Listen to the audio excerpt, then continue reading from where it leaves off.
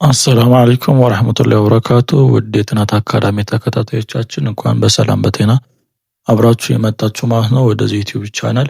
በዚህ ዩቲዩብ ቻናል አማርኛ፣ እንግሊዝኛ፣ ሂሳብ እንዲሁም ኦሮምኛ ከመጀመሪያው ጀምሮ የምናስተምር ይሆናል ማለት ነው።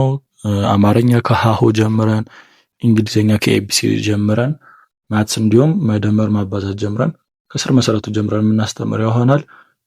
የኦንላይን ትምህርቶችን ማግኘት ከፈለጋችሁ እዚህ ባለው ስልክ ቁጥር ደውሉልን። እንዲሁም በአካልም ሆነ መማር የምትፈልጉ ካላችሁ እዚህ ባለው ስልክ ቁጥር ኢሞ፣ ዋትስአፕ፣ ቴሌግራም ደውሉልን የምናስተምር ይሆናል ማለት ነው። ቀጥታ ወደ ትምህርቱ የምገባ ይሆናል።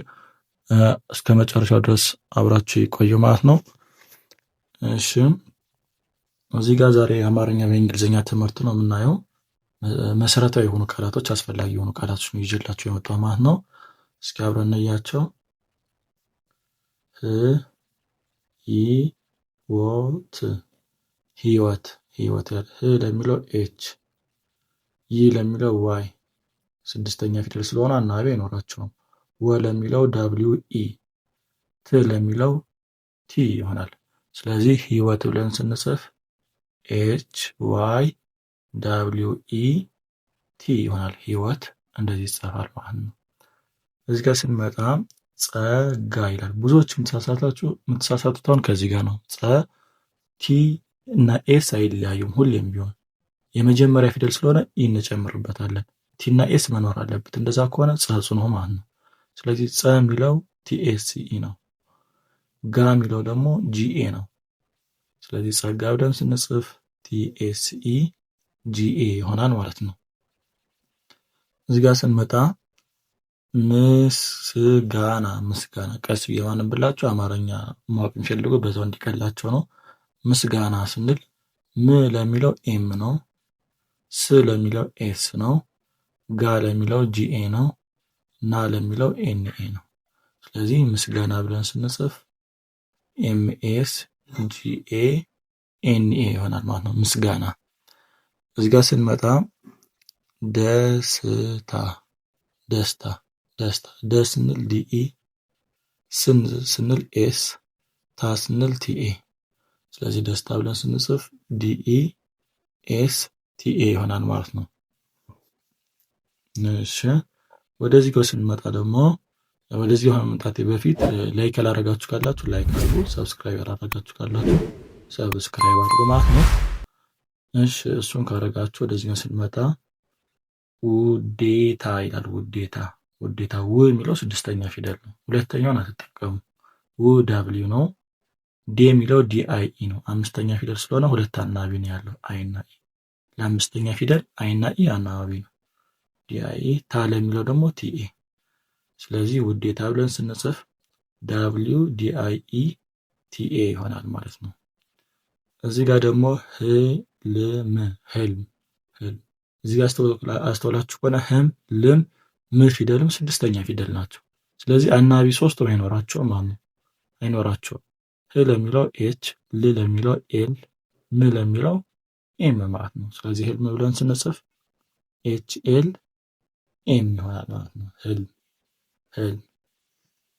እዚህ ጋር ስኳር ስኳር ስኳር። እንግዲህ የዚህ ነፍት ለየት ያለ ፊደል አለ። ማ ኳ ኳ ውስብስብ ፊደል ወይ ደግሞ ዲቃላ ፊደል ይባላል።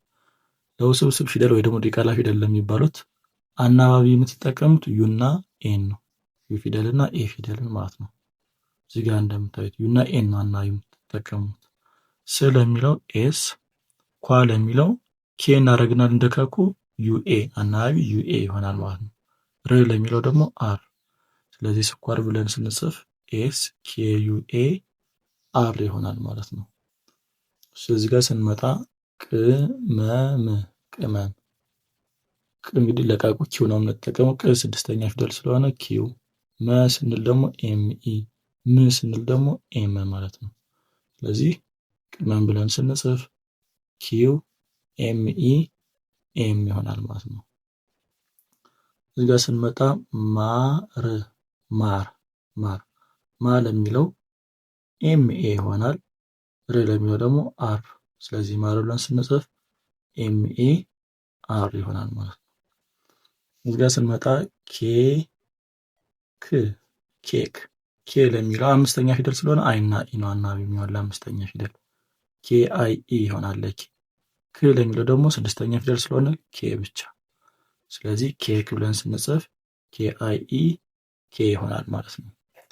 እዚህ ጋር ስንመጣ ዘመድ ዘመድ ዘ ለሚለው ዜድ ኢ መ ለሚለው ኤም ኢ ድ ለሚለው ደግሞ ዲ ይሆናል።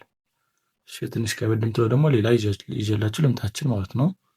ጓደኛ ጓደኛ እዚህ ለየት ያለች እንግዲህ ጓ ናት። ጓ ውስብስብ ወይ ዲቃላ ፊደል ትባላለች። አናባቢ ማን ብያቸዋለሁ?